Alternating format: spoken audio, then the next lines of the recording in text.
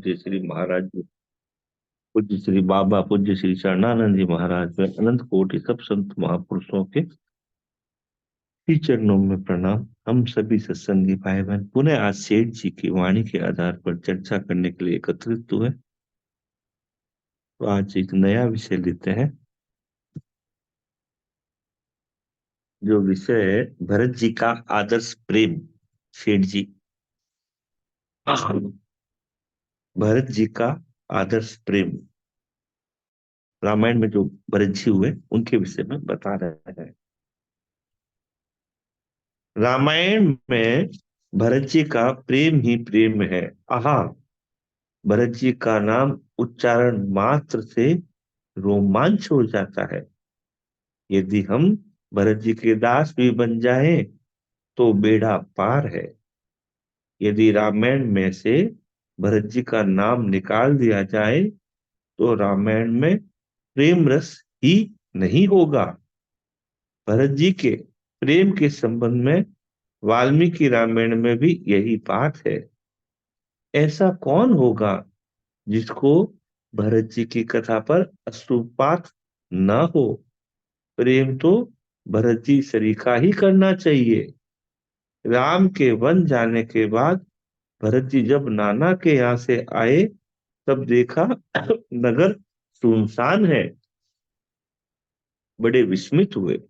माता कैकई के महल में सीधे आए क्योंकि उन्हें भरोसा था कि पिताजी यहीं मिलेंगे। आते ही पिताजी को न देखकर पूछा कि माताजी, पिताश्री कहाँ है। माताजी ने कहा कि जिसको बड़े बड़े योगी लोग तपस्या से पाते हैं ऐसे परम धाम को पधार गए हैं। भरत जी एकदम व्याकुल हो गए, रोने लगे। कहा, हाय हाय पिताजी, जाते समय मुझे ज्येष्ठ भ्राता को भी नहीं सौंप गए। माता जी, हमारे लिए पिताजी क्या कह के गए हैं। तो कैकेयी बोली, तुम्हारे पिता हे राम, हे सीता, हे लक्ष्मण ऐसा कहते कहते प्राण सिधार गए। भरत जी बोले, माता जी क्या वे यहाँ नहीं थे। तो कैकेयी ने कहा, वे तो वन को गए हैं और तुमको 14 वर्ष का राज्य दिया है। पूरी घटना सुनने पर भरत जी ने कहा, माता, मुझे राम जी मात्र हत्यारा समझकर त्याग देंगे, अन्यथा मैं तुम्हारा सिर उतार देता। अब तुम मेरी आंखों के सामने चली जाओ। लोचन ओट बैठ मुख बोही। ऐसा कहकर भरत जी कौशल्य जी के महल में गए। माता कौशल्य ने भरत को दौड़कर गले से लगा लिया और कहा, बेटा भरत, माता कैकेयी द्वारा तुम्हें समाचार सुना ही होगा। तो भरत जी ने कहा कौशल्य मां से कि मैया, माँ, भैया के वन जाने में मेरी सम्मति नहीं थी। यदि मेरी सम्मति होती तो मुझे वह पाप लगे जो गुरुदेव वशिष्ठ को मारने पर हो। कौशल्य जी कहती है, बेटा धन्य है तुम्हारे पिता जो उन्होंने पुत्र वियोग में प्राण दिया, त्याग दिया। बेटा, मैं प्राण भी नहीं त्याग सकी, क्या करूं। भरत जी रोते रोते कहते हैं, माता जी, यदि मैं पैदा नहीं होता तो आज रामचंद्र जी को वनवास ही क्यों होता। क्या अच्छा होता यदि माता कैकेयी मुझे जन्म लेने से पहले ही मार डालती। फिर भरत जी ने पिता की प्रेत क्रिया की। उसके बाद सब बैठे। तब वशिष्ठ जी ने कहा, भरत, अब पिताजी की आज्ञा मानकर राज्य स्वीकार करो। राज्य अभिषेक की सब सामग्री तैयार है। भरत जी कहते हैं, मैं आपकी आज्ञा पालन में विवश हूँ। बड़े भाई भाई के रहते मैं कैसे राज्य ले सकता हूँ। फिर भरत जी सबसे प्रार्थना करते हैं कि सब लोग प्रातःकाल राम जी के पास चले और उनको अवध ले आए। सबकी सम्मति मानकर भरत जी प्रातःकाल वन को चल दिए। आहा, भरत जी अश्रुपूर्ण नेत्रों से चित्रकूट जा रहे हैं। सब पैदल चल रहे हैं। किसी को हिम्मत नहीं होती कि सवारी के लिए भरत जी से प्रार्थना करें। सबने सोचा कि भरत जी माता कौशल्य का कहना मानेंगे तब माता कौशल्य ने कहा, बेटा, तुम्हारे कारण सबको पैदल चलना पड़ता है, तुम सवारी पर बैठकर चलो तो अच्छा हो। भरत जी कहते हैं, हे जननी, जब रामचंद्र जी पैदल गए तो मुझे तो सिर के बल चलना चाहिए था, किंतु आपकी आज्ञा पालन करना भी मेरा धर्म होता है। ऐसा कहकर माता कौशल्या की आज्ञा मानकर भरत जी सवारी सवारी पर बैठ गए और सब साथ वाले भी सवारी पर चलने लगे। आगे श्रृंगबेरपुर में पहुंचे तो भू ने सोचा कि भरत के मन में पाप नहीं होता तो ये सेना क्यों क्यों लाते। यदि इनके सबके मन में पाप होगा तो मैं सबको गंगा जी में डुबा दूंगा, और पाप नहीं हुआ तो पार कर दूंगा।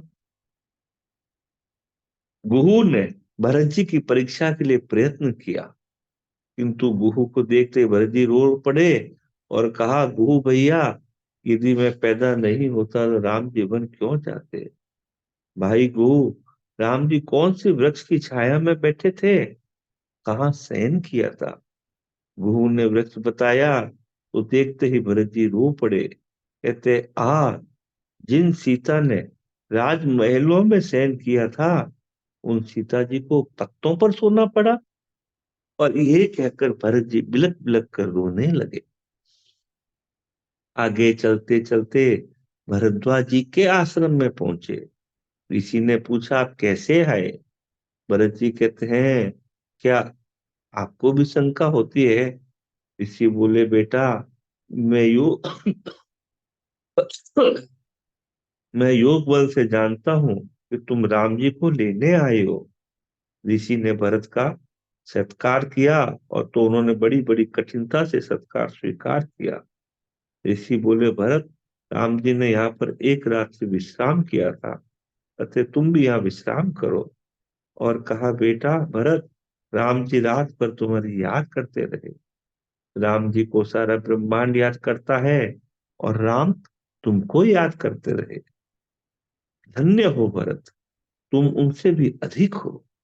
प्रातःकाल होते ही सब फिर चित्रकूट की तरफ चल दिए। वहां रामचंद्र जी को खोजते हैं और नहीं मिलने पर रो पड़ते हैं। भगवान की ओर देखते हैं तो पांव आगे बढ़ते हैं, अपनी ओर देखते हैं तो रुक जाते हैं, और माता की करतूत की ओर देखते हैं तो पैर पीछे पड़ता है। भरत जी बिलखते बिलखते कहते हैं कि राम जी जब सुनेंगे कि कैकई का पुत्र आया है, तब तो वे मुझे देखना भी नहीं चाहेंगे, वन त्याग कर चले जाएंगे, क्योंकि माता की और मेरी करनी नीच है। ऐसा सोचते सोचते आगे चल रहे हैं।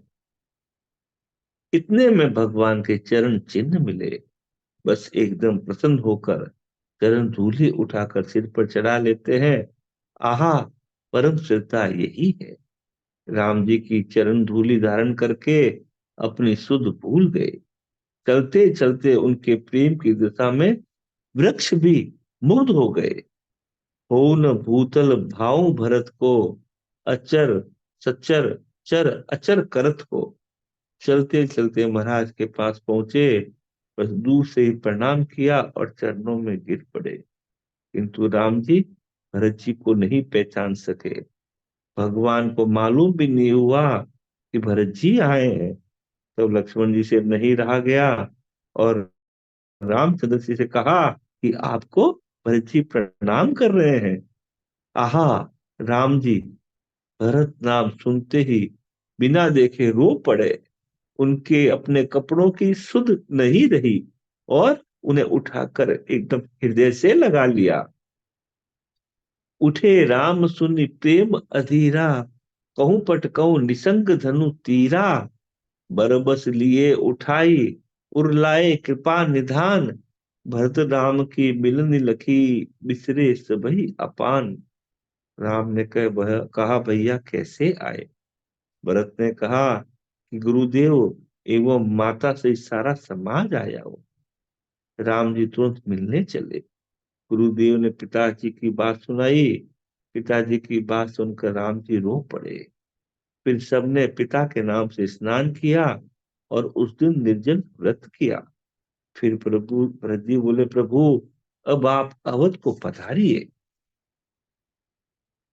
राम जी ने कहा, भाई पिता की आज्ञा पालन करना अपना धर्म है।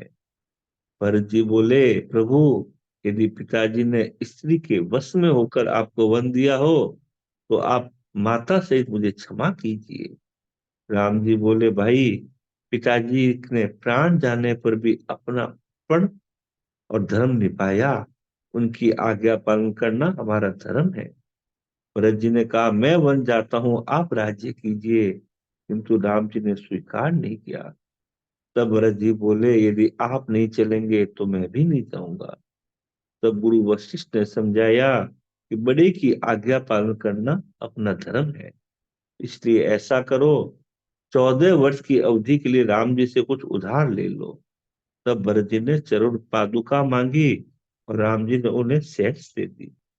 भरत जी खड़ाऊ मस्तक पर धारण करके बोले, यदि आप 14 वर्ष के अंत में नहीं आए तो 15वें वर्ष के पहले दिन प्रातः काल में अग्नि प्रवेश कर जाऊंगा, अपने प्राण नहीं रखूंगा।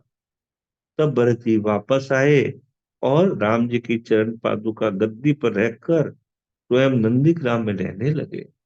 फिर फलहारी रहकर अपना जीवन भी राम की तरह बिताने लगे।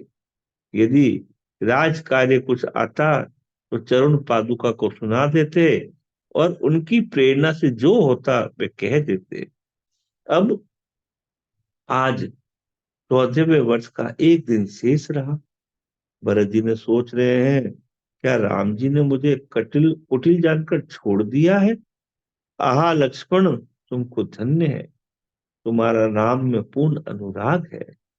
मुझको कुटिल जानकर राम जी ने साथ नहीं लिया, किंतु जन अवगुण प्रभु मान न काहू, दीन बंधु अति मृदुल स्वभाव। बीते अवधि रही जो प्राणा, अव अधम कवन जग मोहि समाना। इस प्रकार विलाप कर रहे थे। इतने में हनुमान जी आ गए और समाचार सुनाया, भरत जी तुम जिनको याद कर रहे हो वे राम जी सीता लक्ष्मण सहित आ पहुंचे हैं। ऐसा सुनते ही भरत जी एकदम प्रसन्न हो गए, मुग्ध हो गए। पूछा, भाई तुम कौन हो?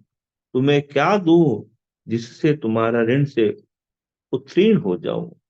आहा, हनुमान जी उनकी दशा देखकर मुग्ध हो गए और कहा, धन्य हो भरत जी, श्री राम जी का भाई क्यों न हो, ऐसा ही होना चाहिए। रामचंद्र जी नगर में प्रवेश किया। भरत जी एकदम चरणों में गिर पड़े। राम जी सबसे इच्छा अनुकूल मिले। वहां सबने यही सोचा कि राम जी पहले मुझसे मिले। प्रभु अनेक रूप धारण कर एक क्षण में ही सबसे मिल गए और यह मर्म किसी ने नहीं जाना।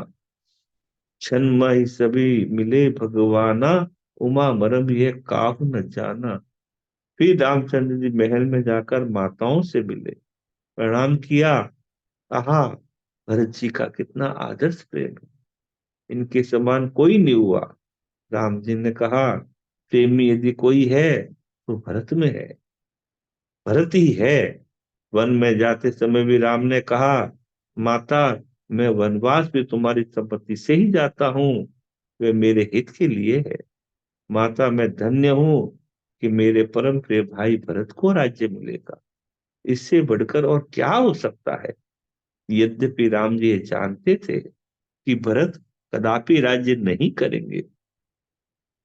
दशरथ जी ने भी मरते समय कहा था कि दुष्टा कैकई, भरत कदापि राज्य नहीं करेंगे, मेरा मरण होगा और तुझे कलंक का टीका लगेगा। और अंत में हुआ यही। आहा, धन्य है भरत जी के प्रेम को, जिसको दशरथ जी ने राम जी ने भी सराहा। हम लोगों को भी भरत जी का आदर्श लेकर इतनी विहलता रखनी चाहिए कि उसे समय राम जी आ जाए, जैसे भरत जी के लिए आए। यदि भगवान की कृपा है तो अवश्य ही मिलेंगे। जब सबको मिले हैं तो हमको भी मिलेंगे। बस प्रतीक्षा करनी चाहिए कि अब आए, अब आए, अभी आए, कब आएंगे, ऐसी रट लगानी चाहिए। विलंब में गदगद प्राणी वाणी से प्रार्थना करनी चाहिए, प्रतीक्षा में भी नहीं आए तो ऐसी कल्पना करनी चाहिए कि हम प्रार्थना कर रहे हैं और कह रहे हैं, हे प्रभु आप क्यों नहीं आते हो, आप शीघ्र आओ, हे नाथ आप शीघ्र पधारे। पवित्र स्थान, भगवत चर्चा, उत्तम काल, योग पाकर भी यदि विलंब होता हो तो आश्चर्य है। हम लोगों को विश्वास नहीं होता है, विश्वास होने पर उनके आने में कोई विलंब नहीं है। तो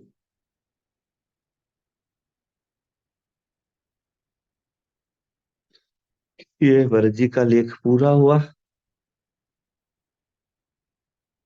अब एक लेख है कि भजन से भी बढ़कर भगवान के लिए रोना है। किसी ने प्रश्न किया, प्रयत्न की विफलता में, निष्फलता में उत्साह में कमी होती है, क्या करें?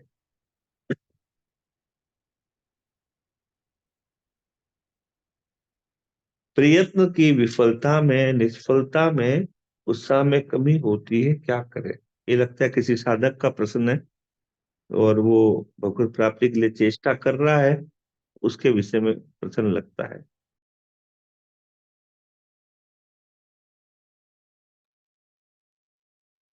शेठ जी बोले, सिद्धांत यही रखना चाहिए कि आनंद और प्रसन्नता सदा ही बनी रहे, उसमें स्वाभाविक लाभ होता है, साथ ही भीतरी प्रयत्न की वृद्धि होती है। श्रद्धा के योग्य तो भगवान ही है, इसलिए मनुष्य को भगवान में पूर्ण श्रद्धा करनी चाहिए। भगवान से जो प्रार्थना करता है, प्रभु अंतर्यामी होने से सब जान लेते हैं। कभी कभी चित्त कृत्यों में कुसंस्कार होने से रुकावट भी होती है, किंतु प्रभु की दया से एक दिन में तो क्या, एक क्षण में भी सब कुछ हो सकता है। श्रद्धा और वैराग्य ही उत्साह से साधन तेज करते हैं। भीतरी वैराग्य भी होना चाहिए। साधन से वैराग्य और वैराग्य से साधन तेज होता है। विवेक द्वारा वैराग्य से साधन तेज हो जाता है, और मनुष्य पराधीन होने से छूटने के लिए प्रयत्न करता है। पहले तो यही श्रद्धा रखनी चाहिए कि हमारा साधन बढ़ रहा है। यह विश्वास रखे कि भगवान मेरी पुकार सुन रहे हैं, और सुनते ही हैं क्योंकि वे अंतर्यामी हैं। भगवान से ये मांगना चाहिए कि प्रभु मैं तुमसे भजन के सिवाय कुछ भी नहीं मांगता, दर्शन के लिए भी नहीं कहता, फिर प्रभु इतनी कठोरता क्यों? ऐसा विचार भजन में सहायक होता है। नित्य रोना चाहिए और अनुभव करना चाहिए कि हमारी सुनवाई हो रही है। जहां तक हो, सबको रोने की स्थिति प्राप्त करनी चाहिए, क्योंकि भजन से बढ़कर ये रोना जो भाव है ये तेज है। भगवान से प्रार्थना करने पर वे अवश्य सुनते हैं, इसलिए सदैव प्रसन्न रहना चाहिए, और प्रसन्नता में ही कार्य भी करना चाहिए। प्रभु की दया का भरोसा रखना सर्वोत्तम लाभदायक है। आशा प्रतीक्षा भी अच्छा साधन है। जिस प्रकार फोड़ा मवाद बाहर आने से साफ होता है, उसी प्रकार रोने से आंतरिक फोड़े का मवाद बाहर आ जाता है। ये समझो, पाप तो हमारे में है ही नहीं, और दोषों का स्वभाव प्रभु कृपा से नहीं रहता।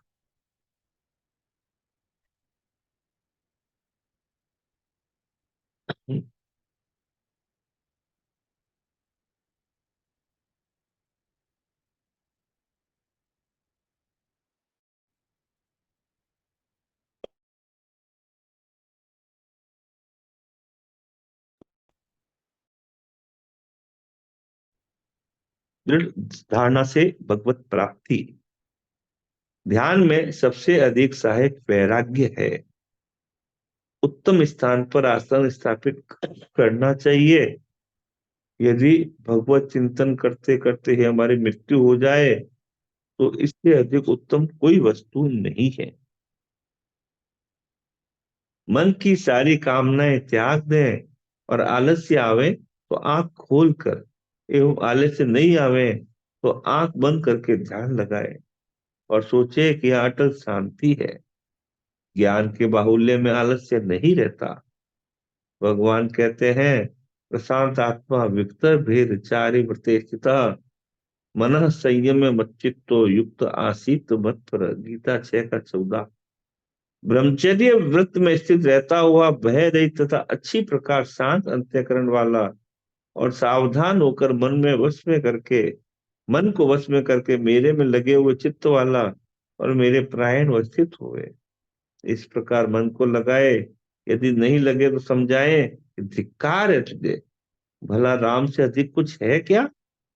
अचिंत्य ध्यान के लिए भगवान कहते हैं, उसी देव में लोका न कुर्याम कर्म चेद हम शंकरस्य च कर्ता मुपहन्या मिमा प्रजा सक्ता कर्मण्य विद्वांसो यथा कुर्वन्ति भारत कुर्यात् विद्वान सता सक्तश्चिकीर्षुर लोक संग्रहम।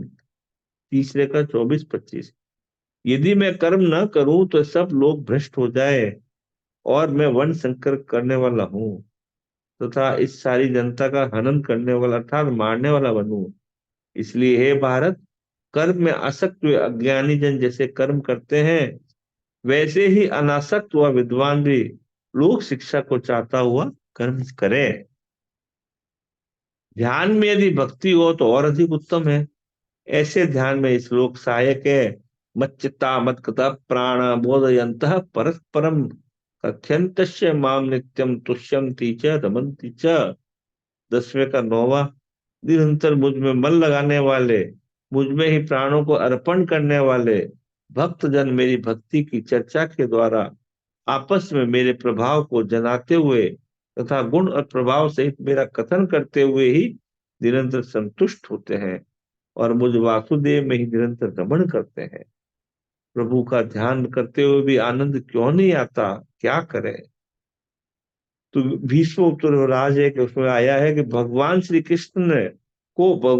कृष्ण को जिसने एक बार प्रणाम किया तो वह 10 अश्वमेध यज्ञों के अंत में किए हुए स्नान के समान फल देने वाला है।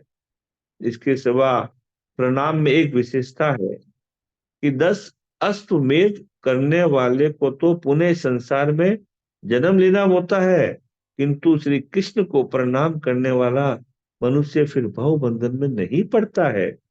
मंदिर में इस प्रकार प्रतिदिन प्रणाम करने से उत्तम लाभ होता है। यदि सुतीक्षण हनुमान आदि जी के समान हनुमान जी आदि के समान लाभ लेना हो तो मंदिर की शोभा की ओर न देख केवल स्वरूप का निरीक्षण करता रहे। केवल स्वरूप का निरंतर स्मरण करना चाहिए। नाम जप पापों का नाश करता है। रामायण पढ़ते समय मेरे सामने राम जी की मूर्ति आ जाती है। राम का उच्चारण करते ही स्वरूप सामने आना चाहिए और स्वरूप सामने आते ही जीवनी भी सामने आने चाहिए। जब आसक्ति का भाव होता है तब चित्त वृत्तियां निरुद्ध हो जाती हैं। हम मूर्ति को देखते हैं, मूर्ति देखकर हमें भगवान का स्वरूप याद आ जाना चाहिए। मानसिक जप से बढ़कर जप को गुप्त रखना है। मानसिक जप से बढ़कर जप को गुप्त रखना है। उससे अधिक ध्यान एवं अर्थ सहित और उससे अधिक मूल्यवान जप निष्काम भाव का है। शरीर में जितने रोम हैं वे जपते जपते खड़े हो जाएं तो समझना चाहिए कि ये सबसे उच्च कोटि का जप है। सब में श्रद्धा ही प्रधान है। रग रग बोले राम जी। निर्दोष भी भगवान की दया से होते हैं। सब ओर से मन हटकर केवल भगवान में रह जाए। इसका उपाय उत्कंठा है। जैसे भूखे को भोजन की उत्कंठा, प्यासे को पानी की उत्कंठा रहती है, इसी प्रकार भगवान की उत्कंठा होने से भगवान मिलते हैं। बीमारी में रोटी खारी लगती है एवं बीमारी मिलने पर वही रोटी मीठी लगने लगती है। हमारी भगवान में रुचि होना बीमारी मिटाना है। बीमारी क्या है? दुर्गुण, पाप कर्म, हृदय में संचित कर्म, इनकी औषधि भगवान का जप है। इससे सब पापों का नाश हो जाता है और पाप नष्ट होते ही भगवान से मिलने की उत्कंठ जागृत हो जाती है। भगवान से जल्दी मिलने का उपाय है उत्कंठा बढ़ने से भगवान शीघ्र मिलते हैं। सदैव करता रहे, कहता रहे, भगवान कैसे मिलेंगे, भगवान कैसे मिलेंगे। जो कोई भी मिले उनको यही पूछे, और कुछ पूछे ही नहीं। एक आदमी एक महात्मा के पास गया, तो महात्मा ने कहा पंचाग्नि तपो, यही किया। दोबारा आया तो केवल दुग्ध पान करो, अन्न छोड़ो, वह भी किया। तीसरी बार आया तो महात्मा ने कहा कुछ मत खाओ, उपवास करो, वह भी किया। चौथे बार कहा इस प्रकार भगवान नहीं मिलते, बड़ी कठिनाई से मिलते हैं, जल भी छोड़ दो तो मिलेंगे, और भजन किया करो, वह भी किया। पांचवी बार कहा कि बड़ी कठिन तपस्या से मिलते हैं, प्रातः काल से साय काल सूर्य की आराधना करो, वह भी किया। छठी बार आने पर कहा श्वास भी मत लो, ऐसा ध्यान लगो, ऐसा ध्यान लगाओ जिससे हमारी छूट भी नहीं रहे। वह आदमी सब करता गया कि बस भगवान अब मिले, अब मिले। भगवान ने देखा कि अब ये बिना मिले नहीं मानेगा, तो झट आ गए। भगवान को उसने कहा कि मैंने ऐसा सुना है कि आप तो बड़ी कठिनता से मिलते हैं, आप तो शीघ्र ही पधार गए। भगवान ने कहा भाई, मैंने सोचा तुम नहीं मानोगे, हट नहीं छोड़ोगे, इसलिए आना पड़ा। मतलब यह नहीं है कि इस प्रकार सबको ही कहना करो, कहना है, किंतु भावना श्रेष्ठ होनी चाहिए। जो ऐसी धारणा कर ले कि हमको कितनी भी कठिनाई हो, भगवान से मिलेंगे तो अवश्य मिलेंगे। अब यदि हमको मिलना है तो कठिनाई क्या चीज है।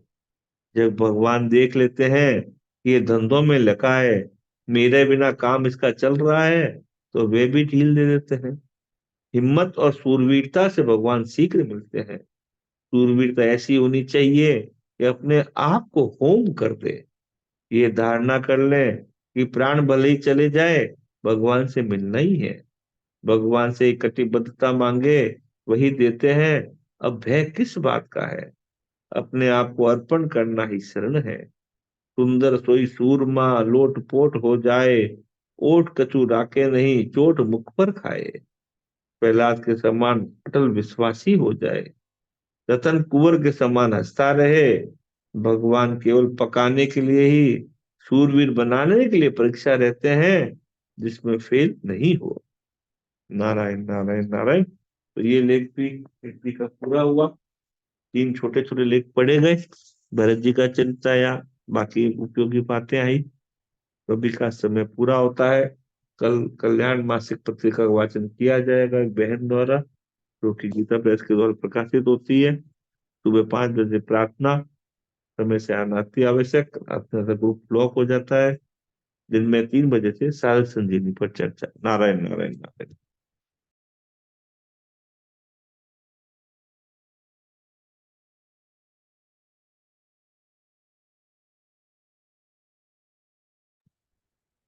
सबको प्रणाम।